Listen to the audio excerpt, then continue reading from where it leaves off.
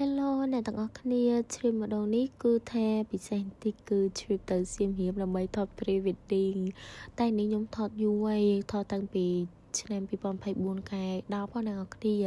ហើយសម្រាប់អ្នកដែលទៅថត pre-wedding គួរតែជ្រើសរើសខែណាដែលកុំមានភ្លៀងតែមានភ្លៀងយើងរៀងពូវ៉ាអីហើយនេះខ្ញុំមកដល់សំអាងដែលបងថតគាត់កាក់ឲ្យហើយយើងជ្រើសរើសសម្លៀកបំពាក់អីឲ្យអស់ទៅស្អែកឡើងយើងមកដល់យើងផាត់មុខយើងស្លៀកពាក់តែម្ដងចានេះគឺងើបពីព្រឹកមកឲ្យបងគាត់ផាត់មុខអីហើយអូយនិយាយទៅឈុតនៅខ្ញុំមានអារម្មណ៍ថាស្អាតមែនតែនហើយវាលោកសាច់តែអ្នកនរគ្នានឹកអត់ស្មានដល់ទេហើយនេះឈុតម៉ាក់ប៉ាខ្ញុំម៉ាក់ក្មេកប៉ាក្មេកហើយនឹងម៉ាក់ខ្ញុំប៉ាខ្ញុំអញ្ចឹងណាអូយនិយាយថាចាស់ក៏ស្រឡាញ់អូយស្រឡាញ់សើចរហូតនិយាយទៅដោយសារការនៅចំនួនពួកគាត់អត់ទាន់មានការស្លៀកពាក់អញ្ចឹងឬក៏ថត pre-wedding អីអញ្ចឹងណាអ្នកទាំងអស់គ្នាអញ្ចឹងធ្វើឲ្យពួកគាត់សប្បាយចិត្តមែនតែនហើយតឡងត្រូវគ្នាអញ្ចឹងណាកូនណាចិត្តតិចសេបនិយាយទៅគឺសប្បាយចិត្តខ្លាំងហ្មងហើយកន្លែងនេះខ្ញុំថតឈុតដំបូងហ្នឹងគឺនៅភូមិវប្បធម៌អ្នកទាំងអស់គ្នាហើយនៅក្នុងភូមិវប្បធម៌ហ្នឹងគឺគាត់មានបន្ទប់មានអីសម្រាប់ឲ្យយើងផ្លាស់ក្អាតធ្វើសក់ធ្វើអីចឹងណាហើយនេះសម្រាប់ឈុតទី2ខ្ញុំចេញដំណើរទៅថតនៅប្រាសាទហើយយល់ល្អអ្នកនរគ្នាគួរតែជ្រើសរើស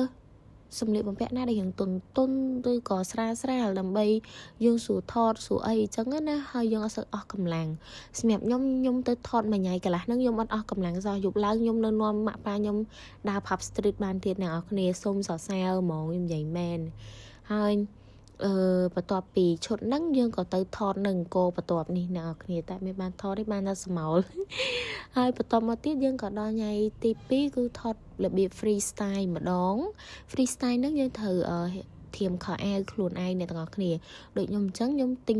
ឈុតចិនហើយនឹងឈុតធម្មតាខ្លួនឯងហើយផ្លិតនេះក៏ខ្ញុំទិញខ្លួនឯងដែរចាថោប៉ោអ្នកទាំងអស់គ្នាចង់បានអី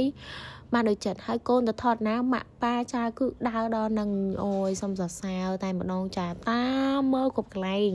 កូនមិនសូវហ៊ានប្រមាណទេកន្លែងអៀនម៉ែអូតែអញ្ចឹងទៅអូយរៀងប្រមាថតិចតែបងជើងថតអូដាក់ទៅដាក់អត់អីទេម៉ាក់ងាកចេញហើយអូយនិយាយមែនសុំសរសើរហ្មងហ៎បងជើងថតហ្នឹងអូយឈុតឆាកច្រើនហ្មងអូននេះថាតិចទៅកាន់ចកេះតិចទៅលើកឡើងទៅអូយអត់អីទេមកអត់ងាកមកឯអូនសាហាវប៉ុន្តែរូបចេញមកអូយពេញចិត្តស្ដោកហ្មងអ្នកនរគ្នា